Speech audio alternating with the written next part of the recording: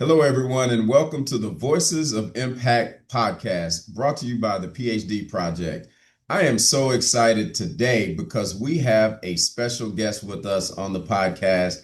We have one of our newest announced members of the PhD Project Hall of Fame. And the only reason I say announced is because at the time of this recording, we have not had the official induction ceremony, but she is already excited about being a member of the PhD Project Hall of Fame, and we're even more excited to welcome her to the Hall of Fame, and we'll do that this summer at some of the summer activities. So really looking forward to you hearing from one of our newest Hall of Fame members, Dr. Lisa Ordóñez. Lisa, how are you today?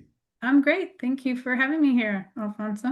Yeah, we're excited that you're here, excited about all the things that you've done to become a Hall of Famer with the PhD project, and then all of the things that you've done in your career as well. And I'm excited for people to hear and learn about what you're doing, particularly with you being a dean of a business school, an R1 business school at that. And so really want to delve into what life is like for you from a career standpoint, how you got there, and all of those good things. But why don't we first start with you giving the audience an opportunity to know who you are? Tell us, what you do today, and then we'll get into how you got there a little later. Great. So, as a dean, and many people don't understand what a dean does. I'm kind of the CEO of my school. And so I am in charge of $85 million budget. So I have a P&L. I have about 250 employees. Between staff and faculty. And, I think people, when they think dean, they think I'm fundraising, and that is a big part of my job. Um, but I think people have a really odd view of fundraising, like I'm somehow begging for money. And what I'm really doing is I'm meeting with people who have extra resources and they want to do something with those funds. They have passions. And so I find out what they're excited about. Maybe it's helping students, especially students who have the ability but not the access.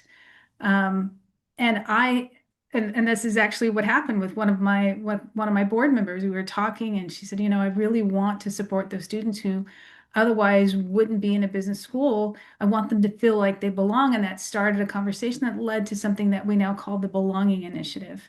And they've, donated funds so that we can bring in diverse students, undergraduates, so that they see themselves as if they belong in the business school. And we have mentors and, gatherings, and we bring them as a cohort so they create relationships and they belong. So that's part of what I do. And then also, it's leading the school with a vision and, making sure we are on track with the things that we want to do and fulfilling our strategic plan. Awesome, awesome. So literally being the CEO of a business school is really the role of a dean. And I know you've been at UC San Diego for quite a while, but also your career progression has been varied. And so talk to us about how you decided to get into academia and what all was involved there, and then, kind of what you've done along the way before becoming dean. Sure. Well, I decided to be in academia, I think about 7 years old. Okay, I good. mean, both my parents, neither of them went to high school. My mother didn't go to high school. My dad went to high school, but didn't graduate. So neither went to high school, but they were always talking about education. They always, bemoaned the fact that they didn't have the opportunity. My mother was a migrant field worker, and Mhm. she had to work in the fields, and my father had to work in his family Mexican restaurant. His parents were from Mexico and they didn't have much means. And so I knew I was going to university as soon as I understood what that meant. Um, and, luckily along the way, I had teachers and counselors helping me and supporting me and encouraging me. And I actually started at UC Davis for a couple of years, the transfer to UC Berkeley, and I knew I had to get a college degree, but I didn't know what I was going to do with it. I thought I was going to be a counselor.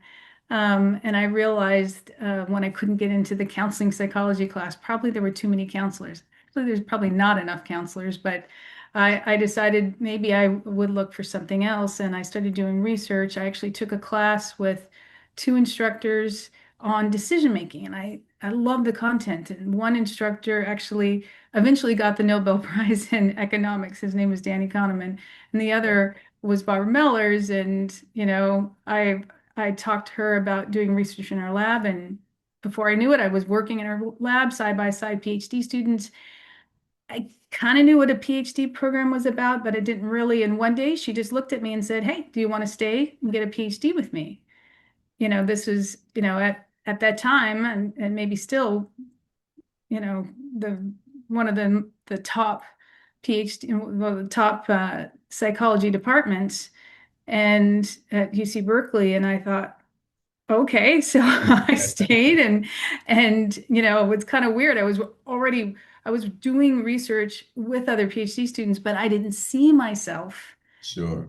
getting a PhD. And so this is why I tell people who are in academia, if you see a smart student who you think could do this work and might be interested, tell them, because they don't necessarily know. So Right. I actually call Barb my mother, my academic mother. I send her Mother's Day flowers. I just sent her some Mother's Day flowers this last May.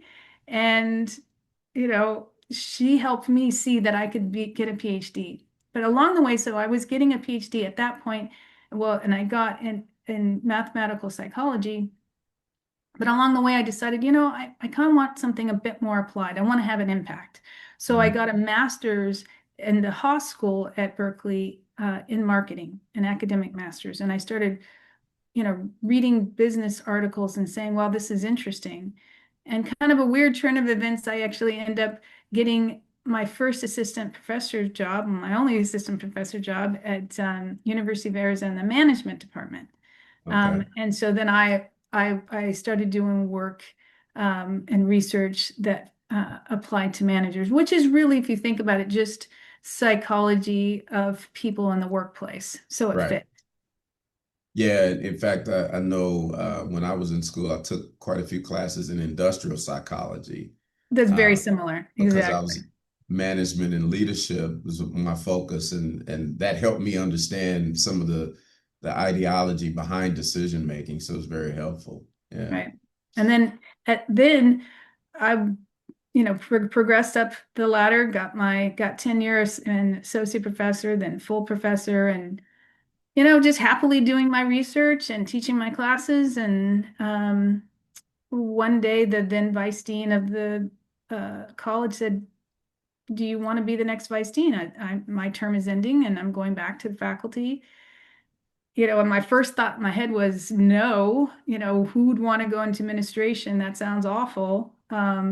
But then I took the weekend, and actually my husband, talked me into it. He said, you've done everything in the school. You've been on important university-wide committees. You know a lot of people. This is your time. And so I looked at it as service. Okay, it's a 3-year term. I'll do my 3 years and be done with it. And very shortly, I realized this is fun. I get to make an Mhm. impact in a different way. Sure. And, I was pretty good at it. So I thought, a lot of faculty, we're not necessarily the most social bunch sometimes. So that I could uh, manage to do this work. And so as vice dean, I was kind of the internal dean, head of operations. And Okay. then about 5 years later is when I then applied for the job here at UC San Diego. Okay, wonderful, wonderful. So great, great career progression. And it seems like your background is varied. So you got a little psychology, a little marketing, a little management, put all of them together and really got into being able to teach and research in areas that really involve all three, right? Absolutely. I Yeah, use all of that training every day. sure, sure. What's some of the research projects that you're most proud of that you've been a part of? Well, so I started off in in decision making, and I morphed a little bit. It's still in the topic area called behavioral science. So I've Hmm. always done research in the lab where we have undergraduates. I actually do have one interesting project where I have 12 years of NFL data and did a study on rivalry looking at an archival data set. But mostly it's research in the lab, and I think the research that I'm most proud of that's gotten the most citations is some work looking at how goal setting can lead to unwanted problems in the workplace. And in fact, the title of the article kind of gets people to giggle, and then they read it. It's called Goals Gone Wild. It's there you go, There it see? is. And I was interviewed on PR and several outlets. And in fact, I do a lot of interviews for the media, and around September, October, when they're getting ready for their New Year's resolution, kind of New Year's uh, stories, they bring up the goals issue, and can this be problematic for individuals? Because my research was how these goals might lead to unwanted outcomes like unethical behavior in organizations. But Mhm. how can this impact yourself, the individual negatively? And then there is some research on that. My research was more on how it impacts the organization. Gotcha, gotcha.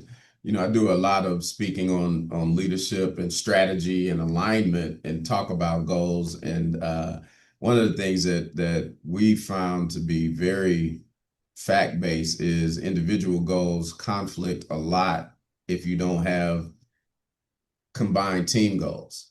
And Mhm. the combined team goals build the foundation for the individual goals. So I advise people mostly now to set team goals and then tell people what parts they have in accomplishing those team goals because they can create some conflict. That's so true.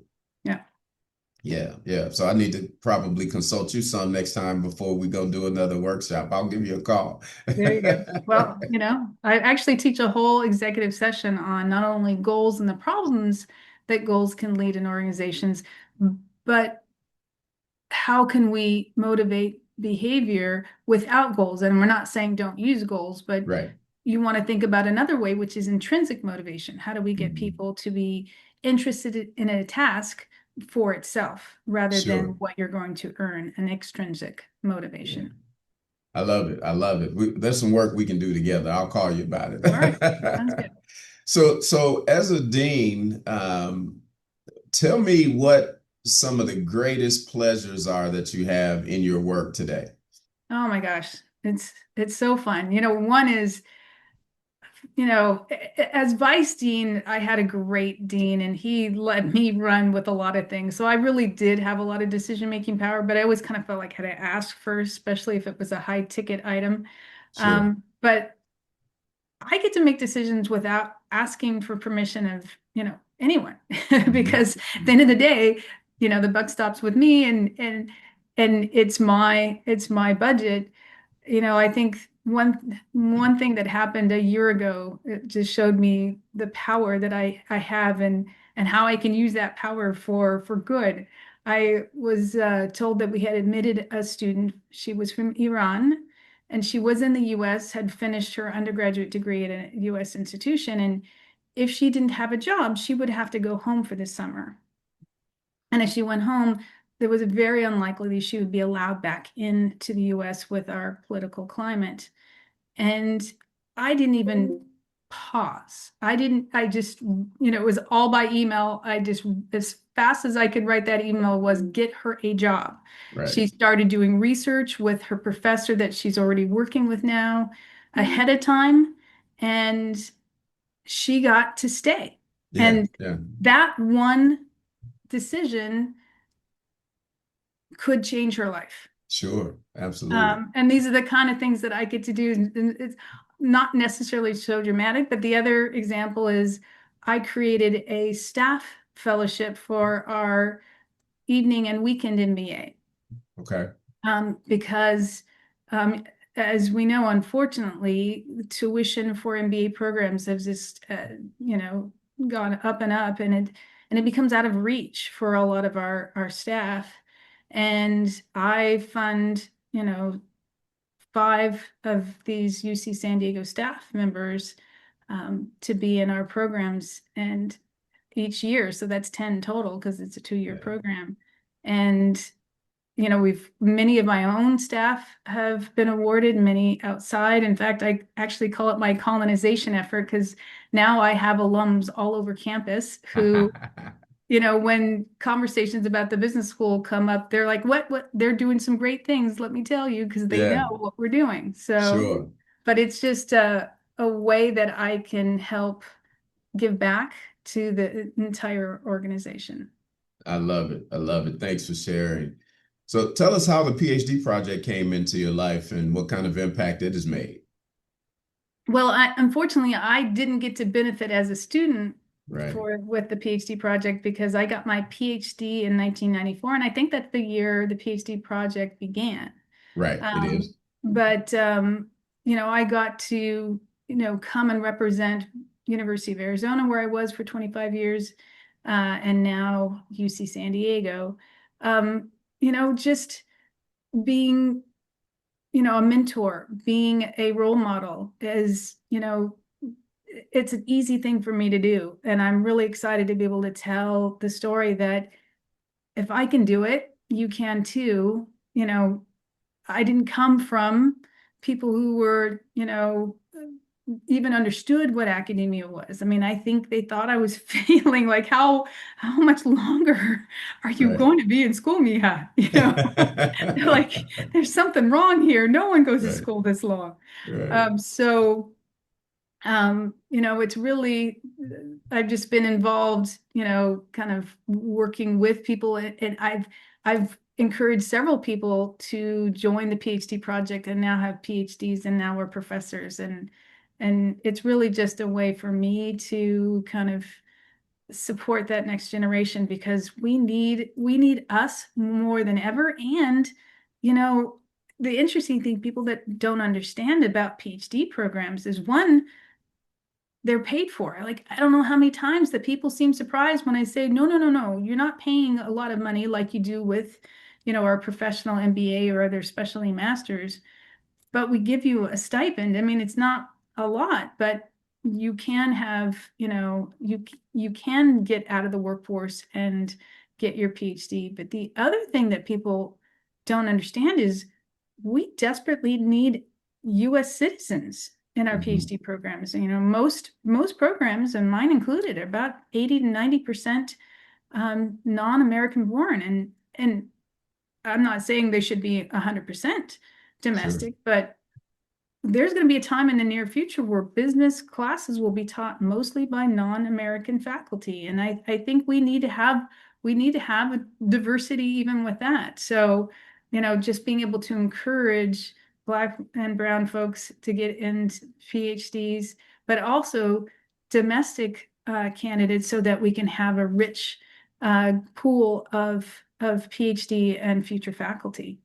Yeah, that diversity of thought, background, and experience is so important, particularly because of what you can bring to the classroom. And I know there's a lot of information out there, but have you seen where, because you being diverse in your background and your experience and others, where when you guys come together, whether it's on research or whether it's, talking about how to incorporate new programs, have you seen where the energy just changes and when you get aha moments from people who have a different perspective from you? How has that been in your experience? Oh, I mean, there's this is the thing that's making me kind of just frustrated in this moment of the anti-DEI. It, all the data, all the research is clear that, diversity of thought and background and experience, um, it increases creativity, productivity, and profitability. Right. Why wouldn't we want that? It's kind of like this fight we're now having, but the kind of argument against, against renewable energy. Well, why wouldn't we want to use it if it's now becoming, we're very close to the watershed moment where it's cheaper. Right. So why wouldn't we want to do things that cost less and improve our organizations? And to me, DEI is nothing more than saying we all need to contribute because we're going to be better off. Now, here's where business schools come in because it is also more challenging to work with people who don't agree with you all the time, Right. you know, Mhm. and we need to learn how to have that process and content conflict, which is good, so Right. that it doesn't turn into relationship conflict, which is not good. Mhm. Right. So, how do we have these, conversations where people are disagreeing and sometimes vehemently? Mhm. And I really try to have my own team have the psychological safety to be able to talk about their perspective and the information they have and why they think, this decision, we should go a different way because we need to hear all those voices to make the best decision. Absolutely, absolutely. You make better decisions, faster decisions, and just like you said, even more profitable decisions when you get that diversity of thought in the conversation. What's next for you? What do you see your future looking like as you continue throughout your career? Well, believe it or not, I'm really only 5 to 8 years from retirement. I This is don't believe it. I don't my believe it. Your energy is too high. but this is my 7th year now at UC San Diego. And the weird thing is I've never had some grand plan for my life. Uh, I've kind of along the way, kind of listened to advice, taken the hand, when people, reach down to help me up. I've done that and I've kind of pivoted and just like when someone came to my office and asked me, do I want to be vice dean? When my, future PhD advisor asked me if I want to get a PhD, I don't know. I look right now and the next step might be provost or president. And it's a really rough environment out there right now, yeah, leading an institution. But more than that, I really enjoy being close to the students, the faculty, the staff, the programs. If I were to move to quote unquote the next level as provost or as president, I would really miss a lot of that. sure. So I never say never because the moment I say that, then for sure it'll happen. But I'm pretty happy in this role and I'm still having a lot of fun. And that's kind of my rule of I'm having fun, keep going. But if the moment it feels like real work, then maybe it's time to look for something else. But right now, I love where I am and I'm really pleased to be here. Great. That's outstanding. So I'm going to ask you to take a look back one more time, but this time what I want you to do is think about what you know now as Dr. Lisa Ordóñez and think about a 21, 22-year-old Lisa who is considering going into a PhD program and pursuing academia full time. What advice would you give her now, knowing what you know? Keep going. All Like right. there's never a day where I said, why did I do this? Sure. Well, maybe when I was in the PhD program, there were times when I'm like, oh my gosh, my life is this is hard. But I am so, so happy that I went down this route. I often joke, I don't know what real people do because my life is so different. I have flexibility. I can research what I want. I can teach, with some constraints what I want. Yeah. I get to travel. I get to teach executives. I get to consult, you know, uh, and I'm paid very well to do it. So there, I just every day I am grateful that I made that decision. Actually, I am grateful that Barbara Mellers helped me make that decision because Sure.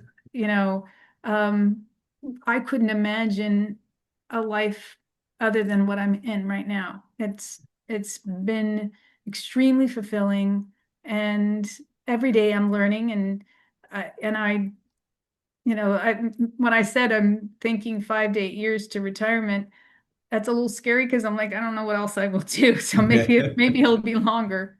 Yeah, yeah.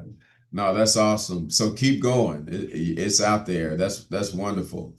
If you had to think of any advice that you would give a young PhD student or someone that's a young faculty, junior faculty member that's looking to progress, what advice would you give them?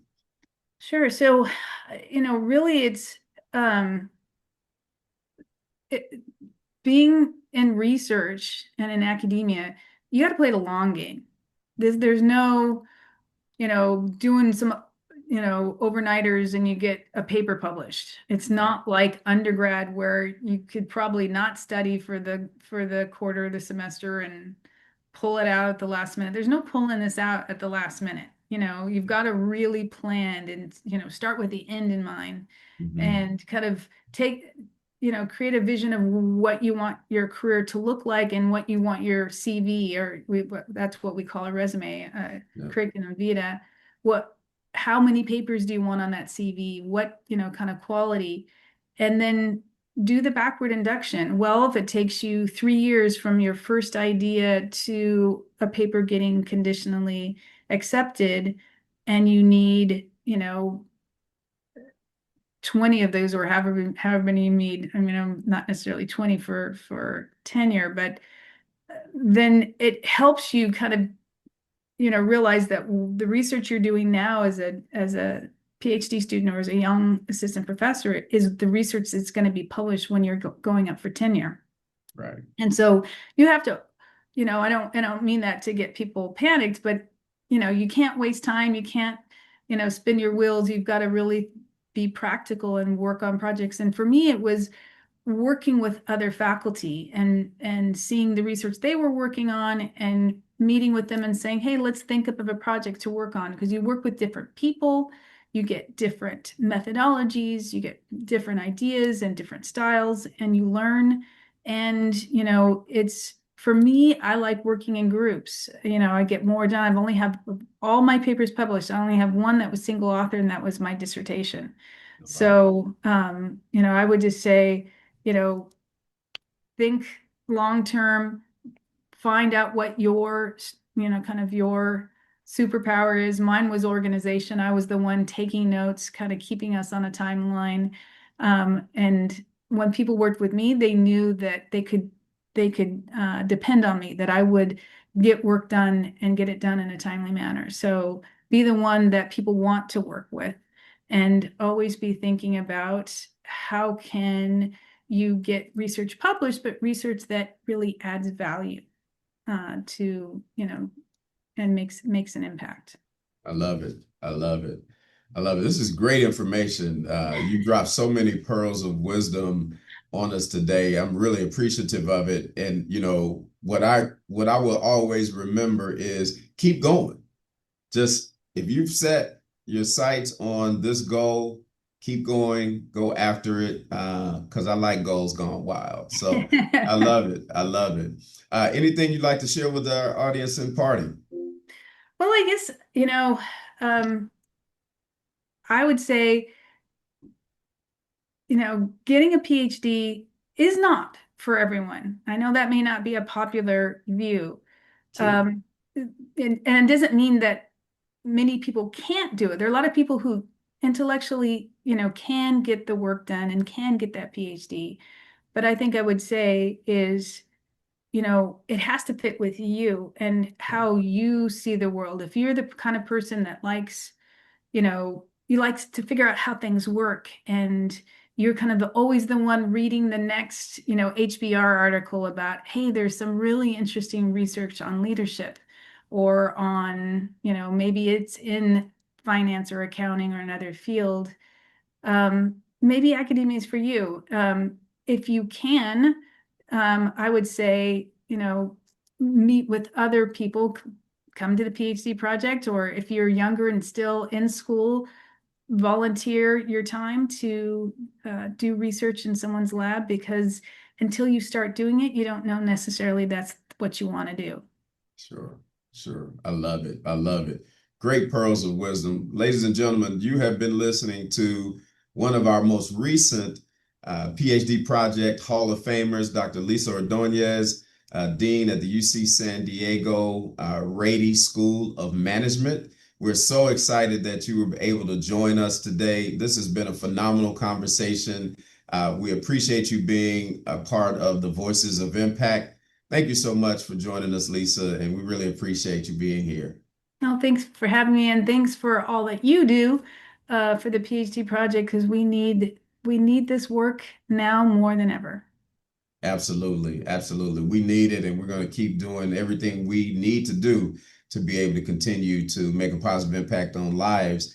And so I thank you for all of you guys that are listening and watching today. We've had a great conversation. Go back and listen to this again and listen to some of these pearls of wisdom that you just heard from Dr. Ordóñez. Lisa, thank you so much for joining us, and we appreciate you. Hope to see you soon. And I'll be in touch about some of this project work that we can do together. All right, sounds good. All right, take care. Thank you. Bye. Bye. Tune in, get inspired, and discover the voices making a difference through the Voices of Impact podcast, your front row seat to the future of leadership.